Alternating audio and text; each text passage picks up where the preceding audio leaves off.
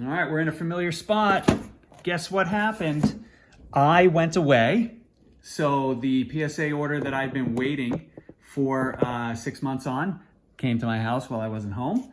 It's hilarious. It's uncanny how PSA shipments, when they they literally arrive on like one of the 6 days that I'm not here.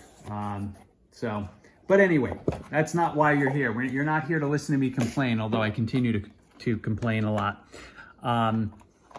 This was a 19 card order. It was a vintage order sent a while back. Finally got shipped out around July 28th. Some fun cards here. All 4 sports are represented: baseball, basketball, hockey, football. Let's start with the bad news. Card inside. There are actually 2 cards inside. 1969 Topps Bart Starr Do Not Holder, min size required. I'm gonna measure this one up. Even though I'm not a Collectors Club member anymore, I do feel like this guy should be gradable. So we might give this one another try through a third party if I decide to do a decent size order with the stuff I have left. The other thing is this one, which kind of pisses me off. I'm guessing, so when I went back and looked at my order, this wasn't on my list, so I must have just missed inputting it. But rather than kind of say, contact me and say, would you like to add this to your order and whatnot, they just said, it's an extra card, don't process. Now, it is a Brian Trottier rookie. It is well-centered. I was nervous about this little ink spot on the back, so I might not resend that, so they might have done me a favor. All right, let's start. Pete Rose. This is kind of funny. This came back when the Pete Rose 4-part documentary showed up on cable. I thought this was going to be a 1. Not that I thought it was going to be a 1. I was hoping it was going to be a 1 because it's got some surface issues, got some creases here and there. Very happy it got a 1. I don't want you to get a free peek at the rest of this stuff, so let's move this off camera. Next is a 1966 Topps Willie Mays. I wasn't expecting too much on this. I think 2 is fair given the the corner issues and some of the slight wrinkling at the corner, the bottom right-hand corner here. There you go. You can see that. PSA 2. It's just a fun picture of Willie Mays. May he rest in peace. We lost him recently. Glad I got that slabbed. Gale Sayers, 1969 Topps. Gorgeous, gorgeous card in a 5.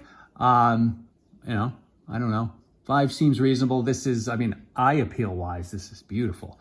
Mike Baker would probably put a top sticker on it, and this would send the value through the roof. I got a video coming up on the Michael Jordan PSA 10 that had a Mike Baker sticker on it that went for, let's say the price is out of line. We need to discuss Mike Baker. Here's a Brian Trottier, 1978. One of my favorite cards of his. Love the All-Star banner. Love the picture. This got an 8. This year of cards is just notoriously off-center on the back. The Mike Bossy rookie, if you get one that's even remotely centered on the back, it's a crazy achievement. Here's a 1975 Topps Tony Esposito in a 6. This one surprised me a bit. We're probably going to look at this a little closer, because this to me read 8 or 9 as opposed to 6, although maybe whatever that is, maybe that's a little bit of surface issue or marking that I hadn't seen before, because the back of this one is good.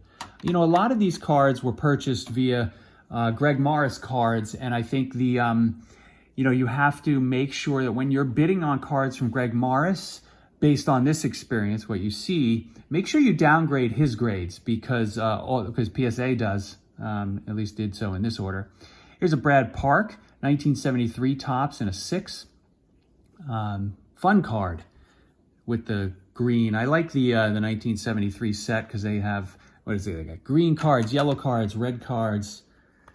Let's get into football. 1969 Topps, Don Maynard. We got a 6 and a 5 here. And fun cards.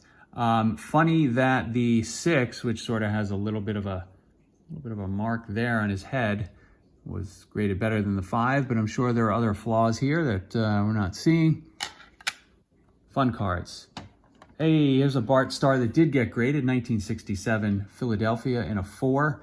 You know, this sort of shading on the card indicates that, you know, perhaps that 4 is warranted. Again, great eye appeal to these cards from the 60s. Love them. All right, now let's get over to the next pile.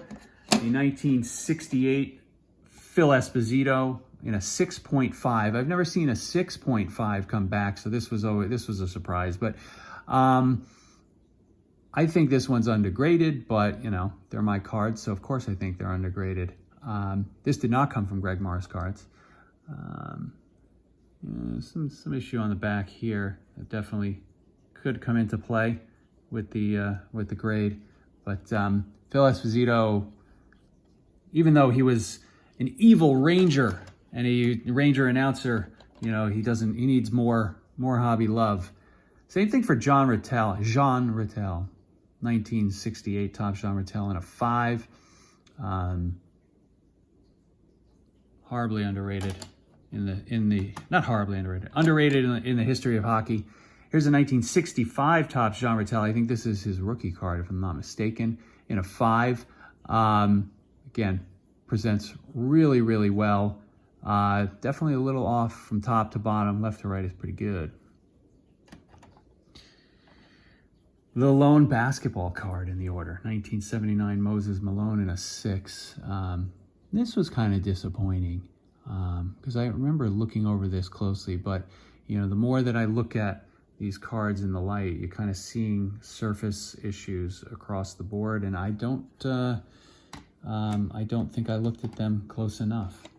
I mentioned Mike Bossie's rookie before. Here it is, 1978 Topps in a 6. You know, this one definitely has some issues left to right. And like I was saying, if you get one, and this one, the back on this one is actually almost perfect, centering wise.